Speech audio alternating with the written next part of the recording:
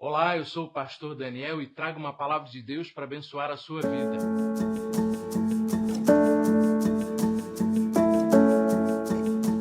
Nós estamos passando por um momento diferente aqui na igreja, um momento especial de reforma.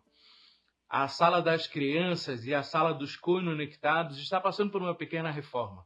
E é interessante que uma pequena equipe foi assinalada para poder fazer essa reforma se tornar uma realidade de forma rápida e eficiente.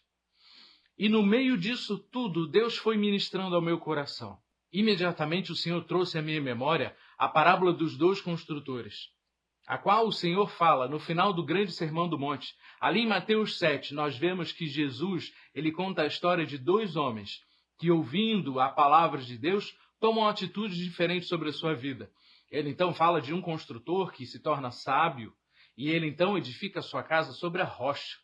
E outro construtor nécio, que ele edifica a sua casa sobre a areia. O primeiro, tendo edificado a sua casa sobre a rocha, quando vêm as tribulações e os problemas da vida, os ventos e as grandes tempestades, a sua casa está firmada na rocha, por isso não há problemas, a sua casa não sofre dano. O segundo, porém, que edificou a sua casa sobre a areia, vindo os problemas e as tribulações da vida, os ventos e as tempestades, a sua casa se torna em ruínas. E então, Jesus ele está dizendo para todos aqueles que estão ouvindo a sua palavra, tomem atitudes sobre a sua vida, edifiquem a sua casa sobre a rocha. Mas o Senhor também trouxe à minha memória a edificação de Jerusalém no retorno do exílio. Nós vemos ali em Esdras e Neemias que, apesar de serem dois livros na nossa Bíblia, para os judeus são um rolo só, um livro só. E então nós vemos a construção de Jerusalém, iniciando com Zorobabel, depois Esdras entra na história e por último Neemias. E então nós vemos uma cadência de construção, começando com a reedificação do templo do Senhor, as casas do todo o povo, cada um indo para a sua terra, para a sua cidade, e culminando no fim com a reconstrução dos muros de Jerusalém. E no meio de toda essa história, é impossível não lembrar daquela profecia que diz em Ageu sobre a glória da segunda casa, em que ele diz que a glória da segunda casa seria maior do que a primeira. E também esse profeta, ele fala sobre as nações vindo até o Senhor, todas as nações e povos vindo e adorando o Senhor no templo. Porém, nós vemos que na reedificação do templo com Zorobabel, Esdras e Neemias, o povo não foi exatamente bem-vindo, todos os povos e todas as nações. Houve uma cisão, em parte necessária, para que esse povo que retornava a Jerusalém se tornasse fiel à palavra do Senhor. E nós vemos como isso foi realmente necessário para a vinda do Cristo, o Messias, que ele sim fundou algo que foi eterno. Ele sim fundou algo que não veio um exército e destruiu. Pois nós vemos que poucos anos depois da morte de Cristo, Roma vem e destrói aquele templo que eles haviam edificado, então não restando pedra sobre pedra, como o próprio Senhor disse, e ele reedificaria o templo em 3 dias, assim ele fez, edificando na sua própria carne uma edificação eterna. E assim, verdadeiramente se cumprindo a palavra do Senhor, dada pelo profeta Ageu, em que uma edificação eterna, cuja glória foi maior do que a primeira, pois não foi uma edificação feita em pedra, mas sim uma edificação feita em carne.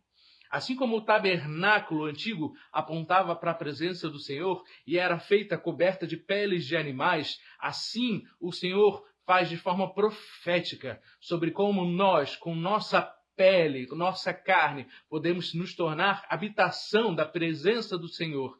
E essa edificação eterna é feita de pessoas que decidem ouvir a sua voz e fazer a sua vontade, edificando as suas casas e o seu futuro no Senhor, na rocha firme, na palavra viva que é trazida pelo próprio Cristo.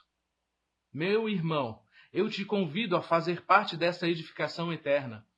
A fazer como fez Neemias, quando aqueles que odiavam a presença do Senhor e não queriam a reconstrução dos muros de Jerusalém, disse a eles: deixem-me, porque eu tenho uma grande construção à minha frente.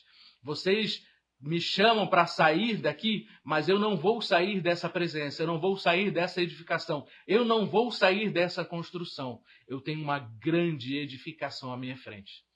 Meu querido, quando vierem os problemas, quando vierem as dificuldades, quando vierem as dúvidas no teu coração, quando vierem as vozes, mesmo vozes familiares, saiba de uma coisa: o Senhor tem uma rocha firme que vai te levar para um lugar melhor. O Senhor tem uma edificação eterna, na qual você não está sozinho, pois assim como Neemias ordenou famílias que edificassem cada uma o seu trecho do muro, assim também é nessa edificação eterna, na qual eu e você estamos de braços dados, fazemos parte da mesma rocha, firmados em Cristo, somos parte de Cristo, e nele somos edificados para a eternidade.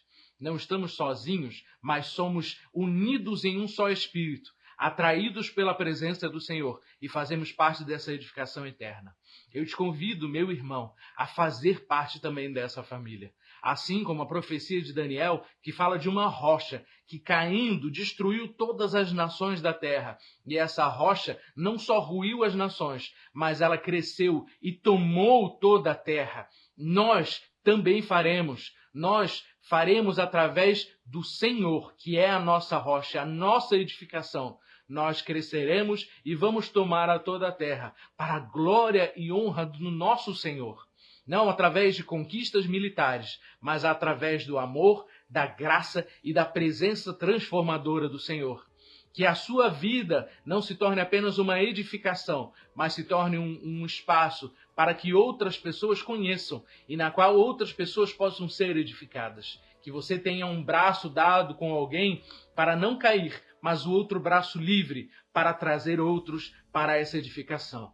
Eu te convido, meu irmão, vamos juntos fazer parte dessa edificação eterna, ouvindo a voz do Senhor e fazendo a sua vontade aqui na terra. E para encerrar, então, eu te convido a fazermos juntos uma oração.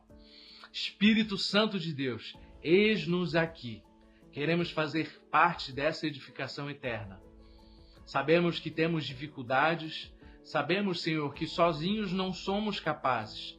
Assim como Neemias, Esdras, Zorobabel não foram capazes de trazer a sua glória para aquela edificação de pedras. Mas nós cremos que o Senhor é a edificação eterna. O Senhor é a rocha na qual estamos firmados. Por isso te pedimos, dá-nos capacidade. Espírito Santo de Deus, enche-nos e limpa-nos, reveste-nos da tua graça e dá-nos capacidade, coragem e intrepidez para ir até as últimas consequências de não somente ouvir a tua palavra, mas fazer a sua vontade, não só aqui, mas aonde nós estivermos. Abençoa cada família, cada casa. E eu te peço, Senhor, enche cada casa com a tua presença, com a tua capacitação. Em nome de Jesus, eu abençoo a todos os meus irmãos. Nós te agradecemos, Pai. Em nome de Jesus. Amém. Deus te abençoe.